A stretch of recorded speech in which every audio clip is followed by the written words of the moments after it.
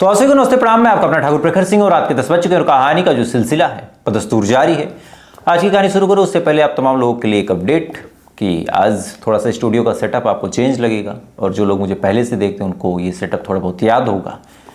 बीच में फिर कुछ और परिवर्तन हुआ, फिर कुछ और परिवर्तन हुआ, लेकिन आज चूंकि दीपावली है, तुम अपने गाँव आया था और उस सेटअप के साथ आपके सामने कहानी सामने लेके आया हूँ जिस सेटअप पे मैंने शुरुआत की थी। ये वही सिल्वर प्ले बटन है। जब 1 लाख सब्सक्राइबर प्रखर टू क्राइम चैनल पे हुए थे तो मुझे मिला था ये बटन, मैंने यहाँ पे फिक्स कर दिया और साथ ही जो पीछे मैंने जगह बनाई है वहाँ का भी एक उद्देश्य है कि आने वाले टाइम में कभी और सिल्वर प्ले बटन मिले तो यहाँ लगा दिया जाएगा। हालांकि अब लखनऊ में रहने लगा, लेकिन अब चूँकि सेटअप यहाँ पे है तो आज यहीं से आपके सामने कहानी फिर से लाइव। और आज की कहानी शुरू करूँ उससे पहले आज छोटी दीपावली है, कल दीपावली है। तो दीपावली के इस अवसर पर आप तमाम लोगों को दीपावली की हार्दिक शुभकामनाएं। माता लक्ष्मी आप लोगों के जीवन में धन धान्य की सफलता लेके आए। आपका जो परिवार है वो खुशियों से भर जाए, तमाम तरह की सफलताएं आपके कदमों में आके गिरें और इसी हर्षोल्लास के साथ आप दीपावली मनाएं कि आने वाला टाइम आपका बिल्कुल बढ़िया हो। खैर, अब आज की कहानी की बात करते हैं। आज की कहानी की बात करें तो ये कहानी इतनी अजीब कहानी है। एक कहावत आप लोगों ने शुरू से सुनी होगी कि औरत अगर अपने पे आए तो क्या ना करा दे। तो इस कहानी को जब आप पूरा सुन लेंगे तो ये बात आपको कंफर्म हो जाएगी कि सच में अगर औरत अपने पे आए तो कुछ भी कर सकती है। अब ऐसा क्यों कह रहा हूँ, पहले आज आप पूरी कहानी सुन लीजिए। इस कहानी की असल शुरुआत होती है दिल्ली से।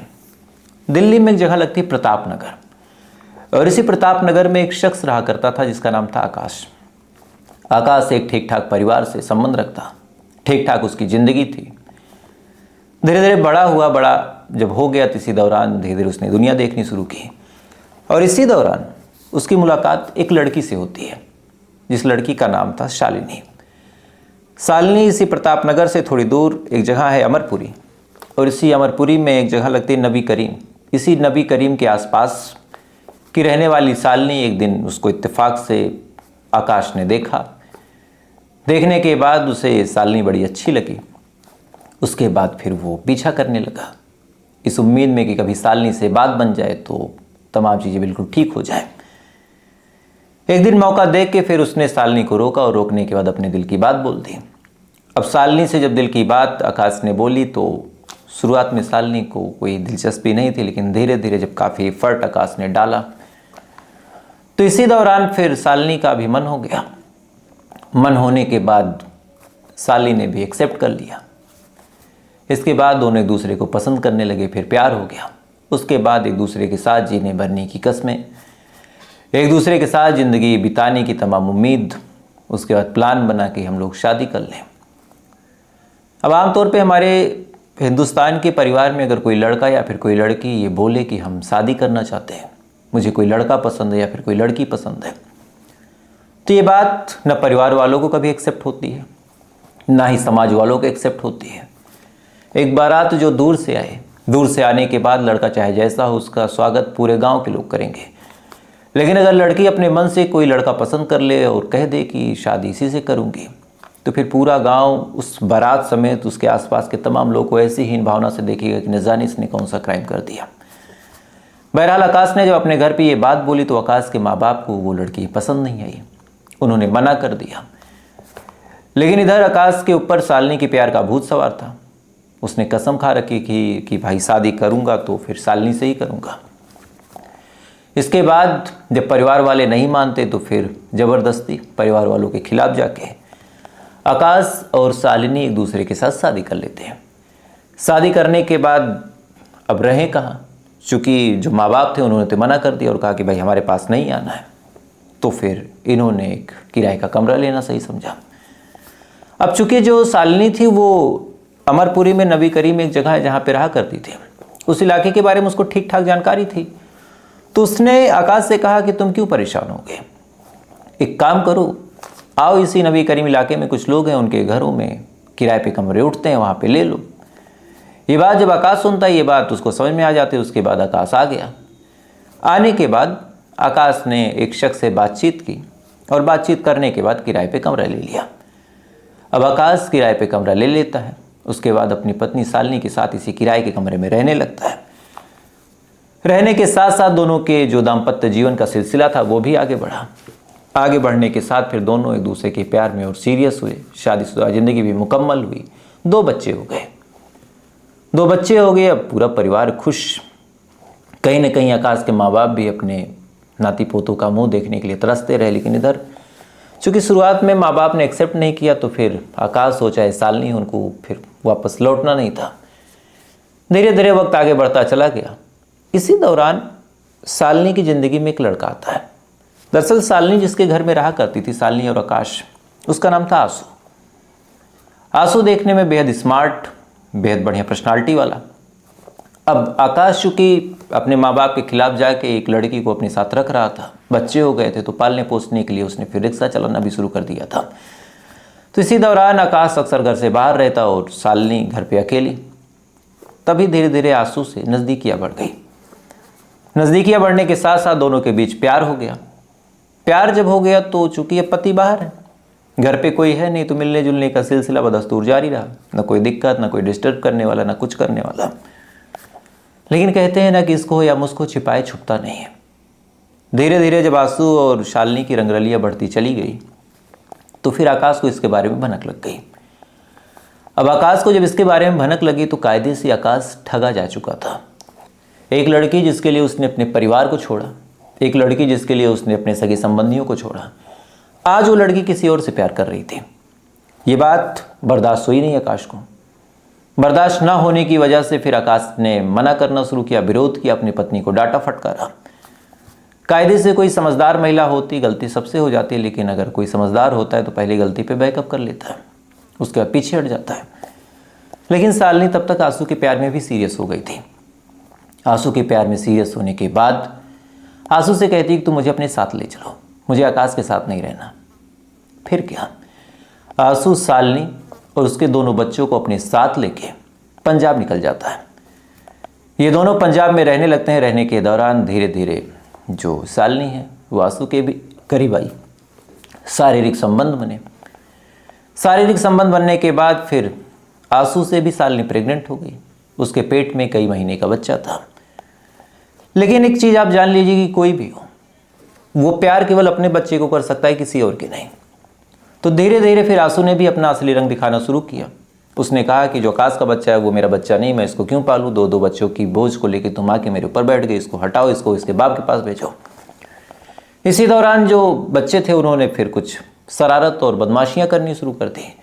और एक दिन आशु ने सालनी के सामने ही उन दोनों बच्चों को बड़ी बेरहमी से पीटा।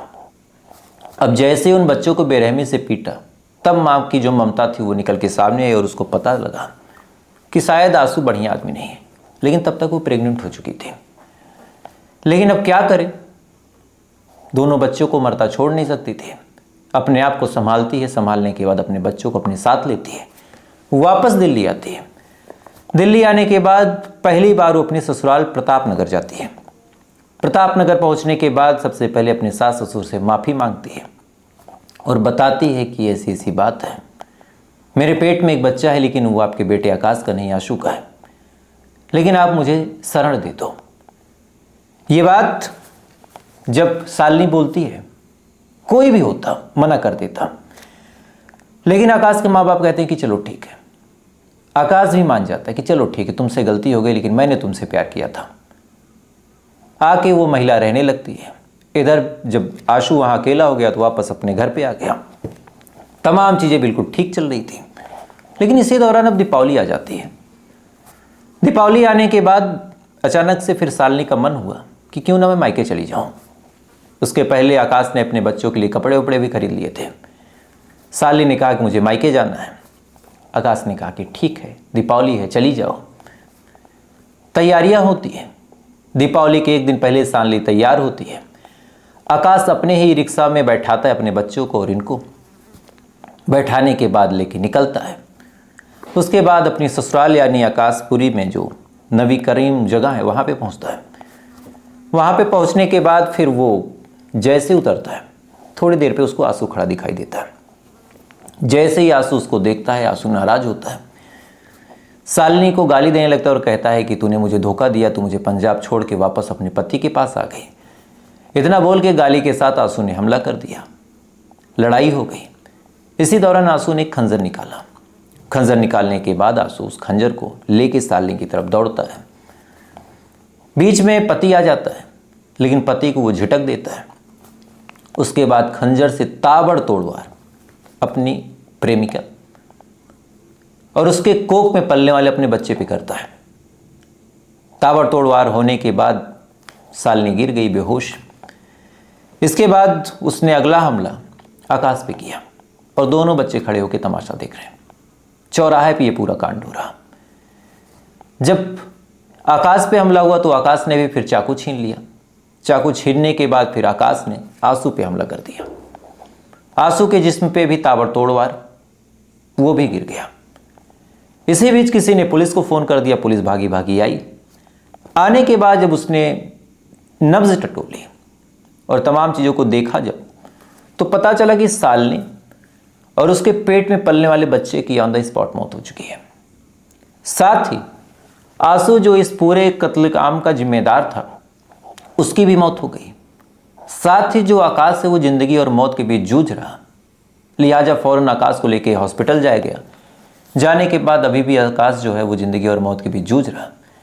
पुलिस वाले इस मामले में जांच पड़ताल कर रहे हो। जो पूरी कहानी बताई, ये तमाम कहानी पुलिस वालों को अभी तक पता चली। लेकिन अब आप ताज्जुब की बात देखिए, एक लड़की एक लड़के से प्यार करती है। प्यार के चक्कर में वो लड़का अपने माँ बाप को छोड़ता है। इसी दौरान इस लड़की की नज़दीकियाँ उस रेंट वाले भाई से हो जाती है। नज़दीकियाँ होने के बाद फिर उसके साथ ये चली गई। अपने पति को इसने छोड़ दिया। छोड़ने के बाद फिर वहाँ प्रेग्नेंट हो गई। प्रेग्नेंट होने के बाद वो वापस आई। पति ने बड़ा दिल दिखाया, एक्सेप्ट कर लिया। उसके बाद प्रेमी ने हमला किया। उस हमले में एक महिला और उसके बच्चे की, यानी सालनी और उसके कोख में पलने वाले बच्चे की मौत हो गई। इसके बाद उस आदमी ने आकाश पे हमला कर दिया। आकाश ने सेल्फ डिफेंस यानी आत्मरक्षा में आंसू के ऊपर पलटवार किया। आंसू की भी मौत हो गई। अब आप सोच के देखिए कि 4 मिनट की खुशी की बातें, 4 मीठे मीठे बोल, 4 महीने की नज़दीकियाँ और 4 बार सोने के लिए 3 जान चली गई। एक जान जो इस दुनिया में आई ही नहीं थी, एक जान जो किसी और की जान बनते बनते आज चली गई, और एक वो जो किसी और की बीबी से प्यार करके उसके ऊपर हक जता रहा था। अनाथ कौन हुआ? 2 बच्चे। आप उन बच्चों की किस्मत देखिए कि पिता आप पहले तो ठीक होगा, उसके बाद FIR होगा, फिर मुकदमा होगा, फिर कानून की कैसी लड़ाई चलती है आपको पता ही है। तो इंसाफ जब तक मिलेगा, जब तक आकाश अपने घर वापस आएगा, बच्चे शायद बड़े हो जाएं, जो बेटी उसके साथ शादी हो जाए, और ये दर्द पूरी ज़िंदगी उनके गले में पड़ना रहेगा कि माँ ने क्या किया, पिता ने क्या किया, और एक कोई आंसू अंकल थे उन्होंने क्या किया। तो आप सोच के देखिए कि आज के टाइम में जो मैंने कहा कि औरत अपने पे आए तो क्या ना करा ले, तो इस कहानी से आप देख लीजिए। अब बहुत सारी फेमिनिस्ट टाइप की लड़कियाँ आएंगी कमेंट बॉक्स में, मुझे भांति भांति की सुलह मशवरा ये तमाम चीज़ें देंगे। लेकिन आप सोचिए कि एक महिला कहाँ से कहाँ और कहाँ से कहाँ गई, और एक पुरुष के बर्दाश्त करने की, एक मर्द के बर्दाश्त करने की क्षमता देखिए कि उसने उस महिला को दोबारा एक्सेप्ट किया, जो महिला उसके साथ शादी करके 2 बच्चा पैदा करके छोड़ के अपने कोख में किसी और का बच्चा लेके आ गई। तो आप सोच के देखिए कि आज ये दुनिया किधर चली जा रही है। खैर, मुझे लगा इस कहानी के माध्यम से आपको समझाया जाए कि ज़्यादा लिबरल, ज़्यादा इंटेलेक्चुअल, ज़्यादा फेमिनिस्ट, ज़्यादा वेस्टर्न कल्चर को अडॉप्ट करने से हमारे समाज का कितना पतन होगा। तो फिलहाल ये थी पूरी कहानी, और इस कहानी के बारे में आपकी क्या राय है कमेंट ज़रूर कीजिएगा। वीडियो अच्छा लगा हो लाइक सब्सक्राइब करके अपना प्यार दे सकते हैं। बाकी कल आपसे फिर मुलाकात होगी ऐसी किसी कहानी के साथ। तब तक आप अच्छे रहिए, खुश रहिए। लेकिन इससे पहले कि वीडियो को समाप्त करूं, कल दीपावली है। आराम से सुरक्षित तरीके से आप लोग दीपावली मनाइएगा, पटाखे जलाइएगा, लेकिन वही पटाखे जिसको जलाने में आप एक्सपर्ट हो। रिस्क मत लीजिएगा, क्योंकि कई बार अपना ईगो सेटिस्फाइड करने के लिए कई लोग अपनी ज़िंदगी को दांव पे लगा देते हैं। तो शायद एक पटाखे से ज़्यादा कीमती आपकी ज़िंदगी है। खैर, बाकी तो आप खुद समझदार हैं। तो कल आपसे फिर मुलाकात होगी ऐसी किसी कहानी के साथ। अब तक आप अच्छे रहिए, खुश रहिए, अपना ख्याल रखिए, अपने देश का ख्याल रखिए। जय हिंद, वंदे मातरम।